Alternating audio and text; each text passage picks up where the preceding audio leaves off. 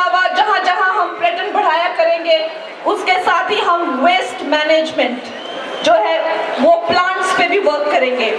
मनाली जैसी जगहें हैं जो कि दुर्गम तो है ही, साथ ही प्राकृतिक आपदाओं से हमेशा जूझती रहती हैं, वैसी जगहों पर भी हम वेस्ट मैनेजमेंट पर काम करेंगे।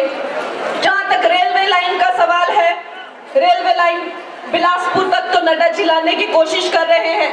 मैं कोशिश करूंगी कि हमारी रेलवे लाइन जो है मंडी तक पहुंचे। और साथ ही मनाली में हमने कोशिश की थी कि एक एयरपोर्ट खोला जाए, लेकिन अगर मनाली में संभव ना हुआ तो अवश्य ही मंडी में जो एयरपोर्ट का काम सुखू गवर्नमेंट ने रोक दिया है, 1000 करोड़ उसके लिए अलॉट भी हुआ था, उसको हम दोबारा से शुरू करेंगे। जो हमारे ग्रामीण क्षेत्र की बहनें हैं, उन्हें आधुनिकीकरण से खेती करने का मौका मिलेगा।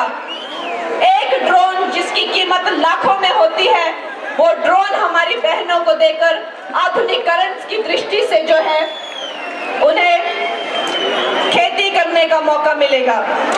दोस्तों, ये संभव हुआ है सिर्फ और सिर्फ मोदी जी के कालखंड में, क्योंकि अवश्य ही उन्होंने अपनी माता को संघर्ष करते हुए देखा है। एक गरीब माँ जिसने अकेले संघर्ष करके अपनी संतान को न कि सिर्फ पाला बड़ा, उसके अंदर देशभक्ति, आत्मसम्मान और आत्मनिर्भरता की जो भावना है वो कूट कूट के भरी है। आज जब मंडी की एक बेटी आगे आती है तो मंडी की समस्त हमारी जितनी भी पहाड़ी बहनें हैं, हमारी माताएं हैं, हमारा सम्मान जो है पूरे विश्व में बढ़ता है। और इसका और भी बड़े स्तर पर जो देखने को मिलेगा 2029 के चुनावों में, जब महिला आरक्षण बिल लागू होगा और 68 सीटों में से 22 सीटों पर हमारी महिला एमएलए लड़ेंगी और ऑफिस ज्वाइन करेंगी। 90 के उस दशक में ये भारत समझ गया था कि ये कोई साधारण मानव नहीं है, ये मनुष्य जो है वो भारत भाग्य विधाता बनेगा और एक दिन जो है भारत का उद्धार करेगा। आज उन्होंने 370 जो है कश्मीर से हटा दिया गया है और कश्मीर में भी भारत का ही संविधान आजादी के इतने वर्षों बाद अब लागू किया गया है।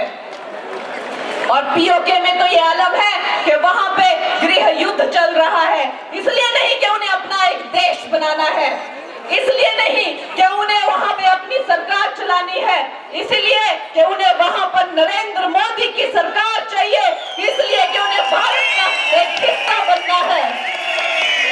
दोस्तों, तलवार के दम पर नहीं, किसी और डर पर नहीं, आज नरेंद्र मोदी पूरे विश्व का जो मार्गदर्शन है वो सुविचार के दम पर, सनातन के दम पर और भाईचारे के दम पर कर रहे हैं।